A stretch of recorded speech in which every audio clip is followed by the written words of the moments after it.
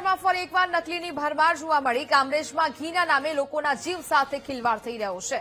નવાગામ જીઆઈડીસીમાં નકલી ઘીની ફેક્ટરીનો પર્દાફાશ થયો। શ્રીજી ઇન્ડસ્ટ્રીયલ પ્લોટમાં નકલીનો ખેલ ચાલી રહ્યો હતો। 15 ડબ્બા તેલના 140 કિલો ક્રીમ અને ઘીનો જથ્થો જપ્ત કરવામાં આવ્યો। ફેક્ટરીમાં અલગ અલગ ઘી બનાવવાની સામગ્રી પણ જપ્ત કરવામાં આવી છે। અસલીના નામે નકલી ઘીનું વેચાણ કરવામાં આવી રહ્યું હતું, જેનો પર્દાફાશ થયો છે। નવાગામ જીઆઈડીસીમાં આ ફેક્ટરી ધમધમી રહી હતી અને જ્યાં આ સમગ્ર મુદ્દામાલ છે તે જપ્ત કરી કાર્યવાહી છે તે શરૂ કરવામાં આવી છે। ફરી એક વખત સુરત શહેરમાં નકલીની ભરમાર જોવા મળી। કામરેજમાં ઘીના નામે લોકોના જીવ સાથે ખિલવાડ કરવામાં આવી રહ્યો હતો। એક આખી ફેક્ટરી છે તે ચાલી રહી હતી ને જેને આધારે હવે દરોડા પાડીને આ કામગીરી છે તેની શરૂઆત કરવામાં આવી છે। કામરેજમાં નકલી ઘીની ફેક્ટરી ધમધમી રહી હતી, જેનો પર્દાફાશ થયો છે। ફરી એક વખત સુરતમાં લોકોના આરોગ્ય સાથે છેડા કરવામાં આવી રહ્યા હોય તેવી વધુ એક ઘટના સામે આવી છે કે જ્યાં નકલી ઘી બનાવતી આખી ફેક્ટરી છે તે ઝડપાઈ છે। અનેક મુદ્દામાલ છે તે જપ્ત કરવામાં આવ્યો છે।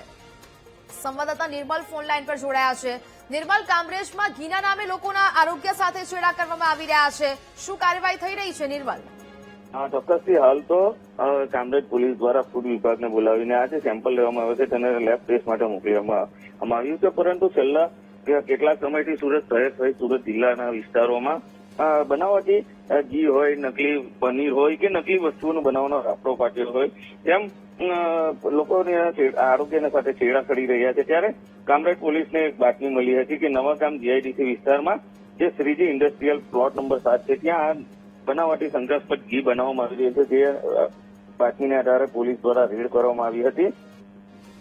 છેલ્લા 15 દિવસથી જ આ કારખાનું શરૂ થયું હોવાનું હાલ તો માહિતી પ્રાપ્ત થઈ છે। પોલીસે અલગ અલગ સામગ્રી જપ્ત કરી છે અને ફૂડ વિભાગને આ જે સેમ્પલ છે મોકલી આપવામાં આવે છે। પરંતુ મહત્વનો સવાલ છે કે દર વખતે જયારે ફૂડ વિભાગને સેમ્પલ મોકલવામાં આવતા હોય છે, પરંતુ ફૂડ વિભાગ દ્વારા ઝડપથી જે ટેસ્ટ કરવાનો હોય છે તેનો રિપોર્ટ ન આવતા હોવાને કારણે ઘણી વખત કેટલાય લોકો સાથે આરોગ્ય સાથે છેડા થાય છે અને જે પોલીસ હાલ તો આ કેટલી વસ્તુ બનાવી હતી અને માર્કેટમાં ક્યાં ક્યાં મોકલવામાં આવી હતી તેની તપાસ હાથ ધરી છે।